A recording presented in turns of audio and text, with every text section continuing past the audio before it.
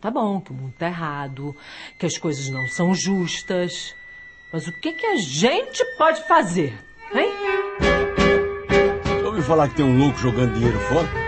É mesmo? Você sabe quem jogou o dinheiro? Mas que dinheiro, rapaz? Que história de dinheiro é essa? Onde estão jogando? Puta mentira, só. Por que alguém faria isso? Você não tem coragem. Vai, joga. Honestidade é uma coisa, mas isso já é burrice. Não é uma chuva de dinheiro que eles querem? Eu vou dar uma chuva de dinheiro pra eles. O que eu posso fazer? Também tenho que ganhar vida, tenho que pagar minhas contas. Sabe quanto tempo a gente já faz a dança da chuva de graça? Vem cá, você acha que tá tudo à venda no mundo? Ai, que horror.